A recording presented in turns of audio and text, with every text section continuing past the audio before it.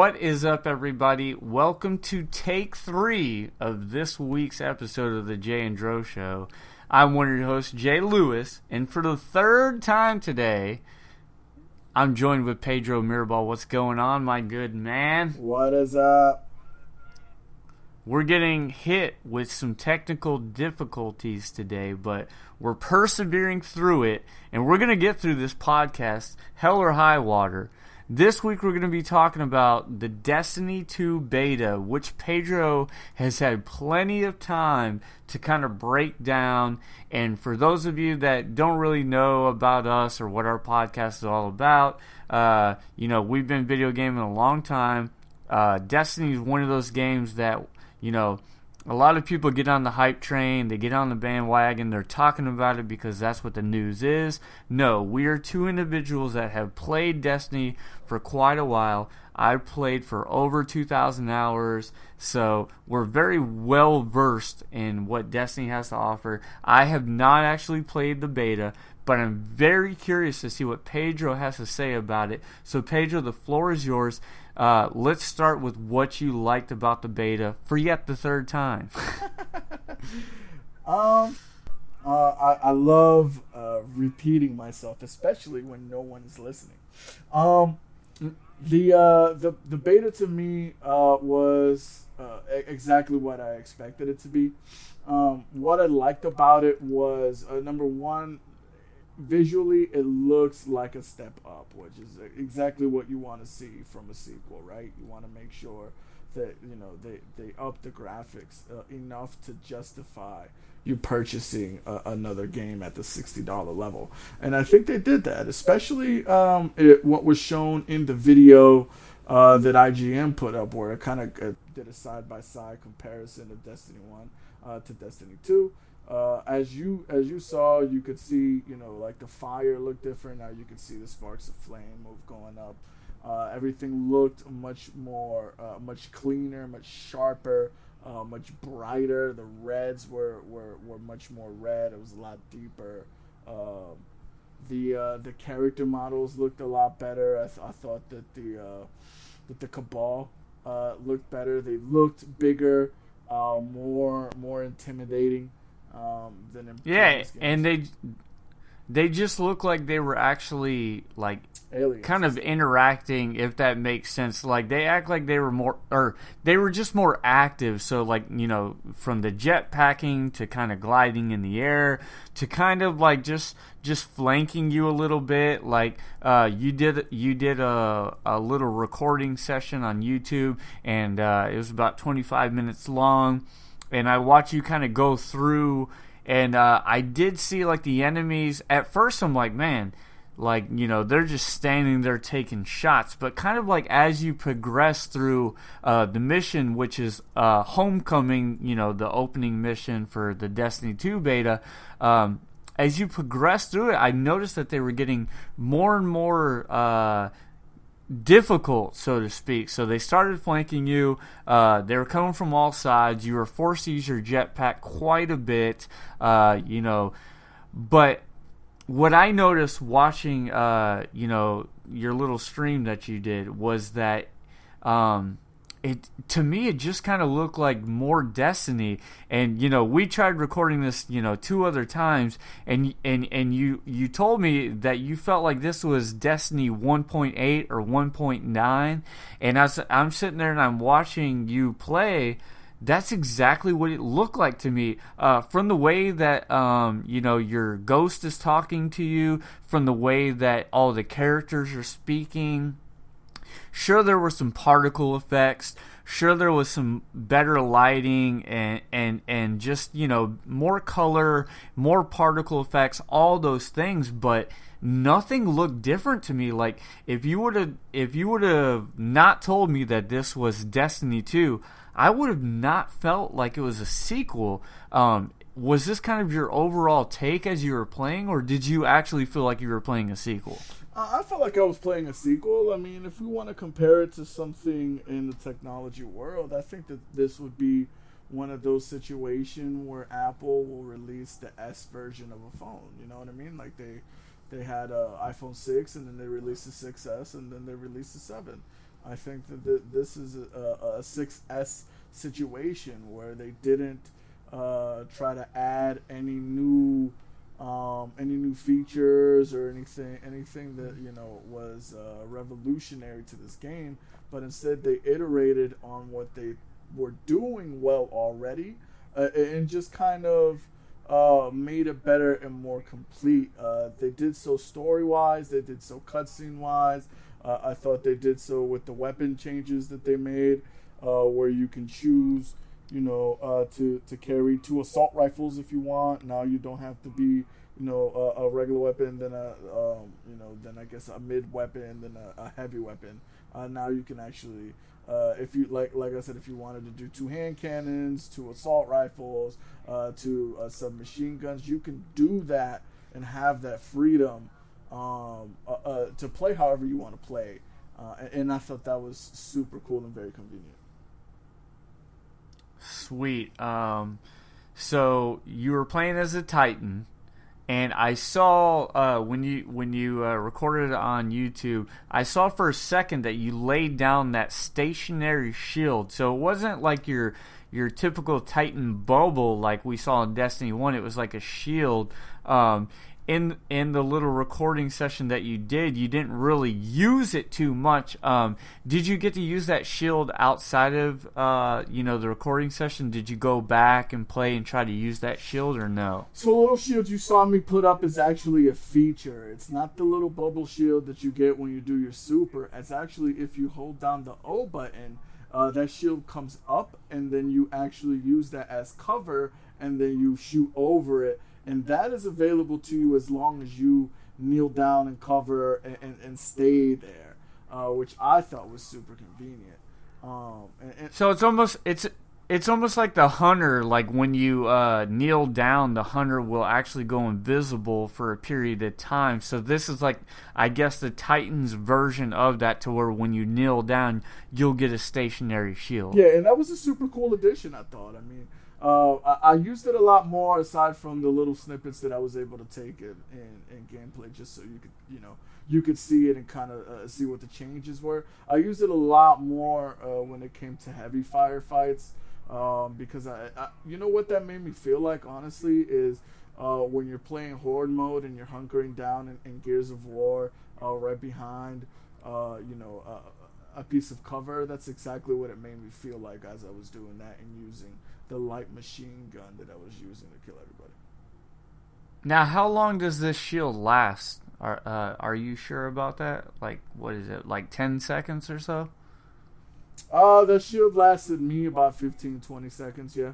At least until the Cabal started firing at it, and then I had to move.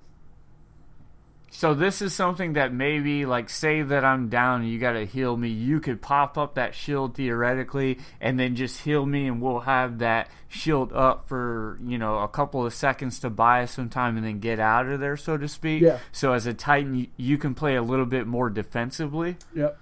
That's exactly what that was for.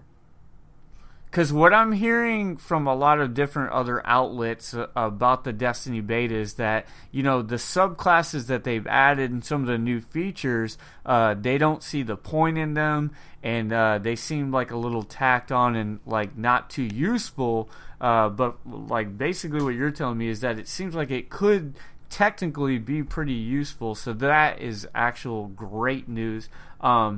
You said you got to play the strike a little bit. Tell me about the strike. Did you like it? Did you not like it? What's your thoughts? So the strike was very interesting. There were a lot of level changes. There was a lot of taking long falls from a cliff or something like that to get to the next area. The Cabal. You kind of had to follow the Cabal down into a mining area on Mars, where they were disrupting the Vex, and they were actually looking for a particular Vex, kind of like the Undying Mind, but they called it something else. The name escapes me at the moment. But you went down, and as you're going, you're fighting the Cabal, plus the Vex are fighting them, so you're kind of getting in the middle of these skirmishes. And like I said, you're taking falls of I mean, if you're in the game, at least 50 to 60 feet. So every time you fall down, if you've already used your double jump to kind of hover and then fall gracefully, you're within, you know, half a bar of losing your life every time you go down. Until you get to the main boss, and then the main boss fight is super cool because what he does is every time. So boss fight. Let me take a step back. Boss battles now are cool because their health bar isn't just one long health bar. It's actually like divided, separated, so you can see kind of where you're at if you beat them like a quarter of the way, maybe half the way, 3/4 of the way, a third of the way, etc., etc. Which I thought was pretty cool. It really did help when it comes to managing your ammo and and conserving your heavy weapons and stuff like that. But every time that you got him to took a third of his health off, the map would change. So the floor underneath you would disappear, and you would fall onto another, down to another part of the map, and that's kind of how he would. That's kind of how it would change for you, and the ghost would be like, "Oh my God, what's happening to the floor?" Then all of a sudden you fall, and if you don't use your double jump and hover, you're within an inch of you're within a bar of your life, and then the ads come out and you're dead essentially. So I had to be revived a couple times just because as we mentioned last week, I'm not very good with the double jump, nor am I good at using it. So yeah, Mike had to revive me quite a few times, because of that. But I thought that was a pretty cool little wrinkle. Aside from that, it's just like fighting any other Vex, any other Vex boss. He's a large creature that only has a few weak points, and he moves around a lot. So like you could be facing his back and wasting ammo and not hitting anything because you got to hit it directly in the face, etc., etc. And I'm kind of glad that you just said that, because I'm hearing you talk about this game, and what I'm hearing is Cabal and Vex. And going back to, me listening to other outlets about the game, everyone's kind of complaining because, they're saying that they hope that they would be introduced to some new enemy types or some new characters. That doesn't seem to be the case. It's the Cabal and the Vex all over again. It's skirmishes between the two of them all over again. Like, I'm not trying to be too negative. If I'm coming off as negative, that's not the case. But, I can't turn a blind eye to the fact that this just seems to be like, kind of the same confrontation that we had in Destiny 1. Do you feel like that's the case, or do you feel like, the story is bringing these two, races to new levels? Like, what do you feel in terms of that? Well, I mean, that's what they showed us was essentially, the Cabal and the Cabal, mining Vex land in Mars. So what I think what it was meant to show is the scope of what the Cabal are doing. You know what I mean? They're not just they haven't just taken out the tower and come after our light. They're expanding to other parts of the world and kind of entrenching themselves in the land of the other races as well.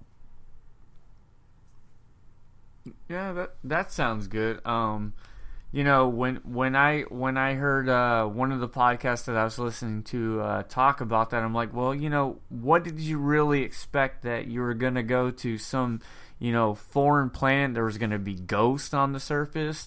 I'm fine with the Cabal and the Vex going back at it. And to be fair, this beta was like very surface level. It wasn't kind of showing us too much. We weren't going to areas that we kind of hadn't seen before. This was very familiar of like Destiny 1, and again, not a whole lot of variation. So it's really hard to judge what Destiny 2 is going to be like based off of Destiny 1.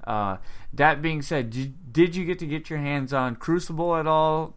Did you try out the multiplayer mode? Crucible is Crucible. It's the same. You know that's all the same. I tried it out for a little bit. Wasn't very impressed. I'm not a Crucible person though, so I mean, needless to say, I wasn't won over with one. I'm not won over with two. I will say this that I think a lot of people went into the beta expecting more than they should have, because well, number one being it's a beta, so all they're doing is checking your server, or making sure that it can take the stress of a large amount of people playing. But they're just showing you something that's comfortable. I think any changes that they've made to the game in terms of new enemies, new worlds, new variations, I think those are in the game, and they will eventually show. But I don't think that you should expect to see them in a beta. Um, because what if the changes that what if one of the changes to the world they saw and they were like, this world sucks.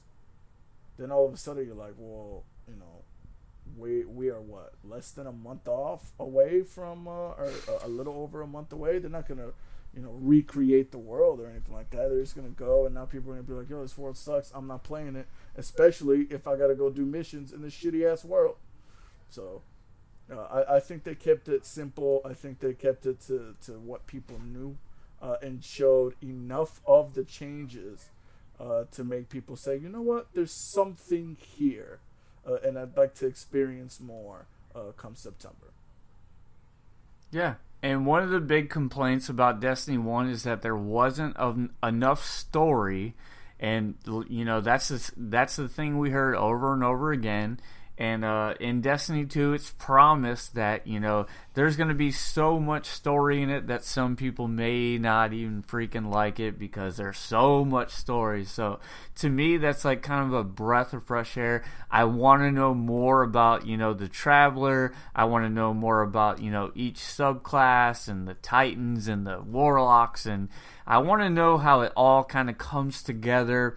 And, the little end part of the homecoming mission that you play through, where you get kicked off the ledge, to me it really kind of set it up. And like, I'm already angry, right, because my light gets stripped away and I'm pretty much called a weakling, and then I get kicked off the ledge, and the ghost is flying down there with me as well. So it's like everything is taken from you, and you have to gain it all back. And I love the way that they kind of set that up. I feel like the voice acting was really good. I really kind of enjoyed the Homecoming beta. The only problem that I kept having is, as I'm watching you play, like, I literally had no idea you were playing a sequel. When I think of a sequel, I think of graphical fidelity, and I know it's there, right? If you take, two still images, of the tower, and you put them side by side, you'll see all the, incremental upgrades that they've made. But like, as I'm watching, man, I really had no idea that this was a sequel. Again, I really felt like you could have been playing Destiny 1 and it wouldn't have made any difference to me. Again, going back to the whole, ghost talking to you sounded the same. It was tight corridors, and it just looked samey to me. Did it look samey to you as you were playing it, or as you were playing it on a nice, beautiful HD screen? Did it really kind of speak to you and be like, wow, this looks much better than the first one? It felt comfortable. Like it felt like, picking up a controller and I'm like, oh, all right, I remember these controls. I remember this. Oh, he can still do this. Okay, that's cool. I felt like at home playing the game, and I think that and to me, comfortability is something that's important to me, especially in a game that I really like. I really hope that they don't mess with the controls too much. So I felt good about the way the game felt. Now, the way it looked, I noticed that it looked much better than Destiny 1. So I'm happy with that. Now, the level design, you're right, is very similar to Destiny 1. But if it ain't broke, don't fix it, right? Like, I mean, I thought. And Go ahead. I was gonna say, and to be fair, like the level that you're playing on is literally the tower crumbling, so you're in familiar spaces to begin with. Yeah, no, you're right. You know, You're absolutely right. But here's my thing, right? Is again, I saw enough difference and variety in the strike that we were doing to know that they're gonna give us a different look in terms of gameplay when it comes to strikes or level design and things like that. Yeah, you saw the tight corridors and things like that, but in the strike you could actually see wide open spaces that you're fighting in.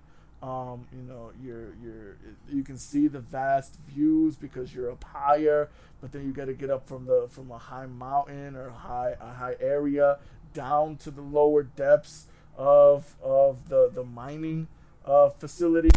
So, you know, you see the level drops, the mission, you have to traverse and jump over some things. There is still platforming, which I was also super trash at, like I mentioned last week.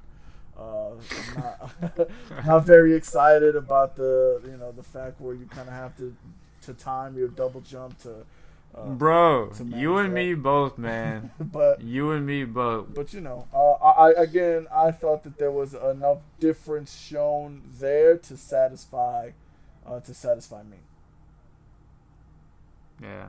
Well, all that sounds like good news. Like my biggest thing was what they showed versus what I had in my head are two different things. But again, you know, this homecoming mission that you do, it's familiar territory, and it's you kind of breaking out of the tower, and then you're going to a whole new area. That's what I need, Pedro. I need these lush jungles. I need these environments. Everything that we saw in the reveal is what I need, and that's not what was in the beta. So people that are, you know, basing their expectations for Destiny 2 off of this beta, they're kind of like setting themselves up for failure, so to speak, because you're not getting to see the new areas.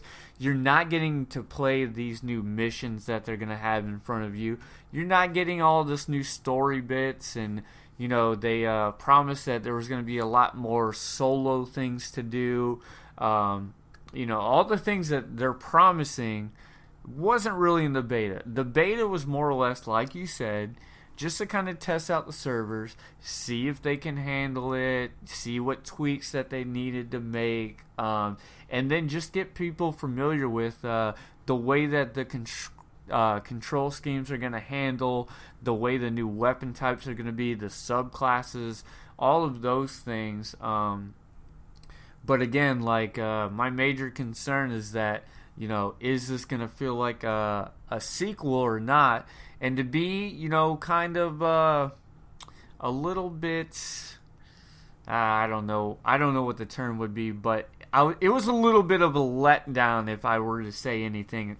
Watching the recording that you had, I was kind of hoping that, you know, they tightened up the humor a little bit.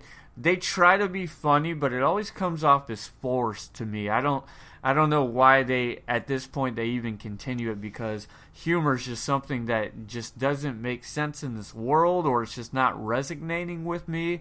The cutscenes, they definitely put a lot more production value into the cutscenes. I liked what I was seeing there. But overall, if I gathered anything from this beta, it's that I just want to see kind of more, and it just it left me wanting more, basically. And I don't. What do you feel? Do you feel like you're wanting more? Or do you feel like, you know, you're pretty much right where you need to be?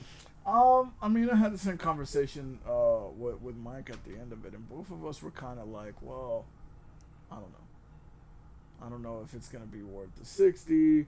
At the time, he didn't see much change in it. I mean, I know he does have a post on the group as well. If any of you guys want to join in and kind of talk. Yeah, about and it. I like that post. Yeah, I like that post because, like, more or less the way he summed it up, and I like it because it's exactly how I felt after watching you play through it. It's that they haven't changed much, which is good for Destiny players that have been around, that are still around, and they kind of played it a little close to the chest and a little safe, if you will. Yeah, I mean, here I'll do a quick read, real quick, just so we kind of have this. Okay, so sometime I got some time with the Destiny 2 beta, and I enjoyed it, but I have some concerns. I feel like Destiny 2 is one of the few games this year that has huge expectations. Destiny 2 lays it on a fine line. If Destiny 2 ends up changing too much, people may not enjoy it. And on the other hand, if Destiny 2 doesn't change enough, it'll leave players with the feeling that it's just more Destiny 1. Basically, they're in between a rock and a hard place at the moment. He says he's talking about our experience at this point. We like the weapon layout change. The strike was interesting, but it doesn't blow your mind. The environmental dangers of the mining machine was a nice touch for level design, which I covered already. And then he says the Crucible is more Halo style PvP, and character subclasses are super dope, but he's wondering if adding additional character choices would have been better. That's actually a good question. Like, if we would have seen like an all new, class that, we've never, like, I feel like it needed something like that, right? To kind of differentiate itself. But then again, if you do that, then obviously everyone's going to jump on that new character bandwagon. So you're not going to have a whole lot of Titans, Warlocks, Hunters, what have you. Everyone's going to jump to that new class. So it's kind of like a double-edged sword, you know what I mean? And I see what he's saying.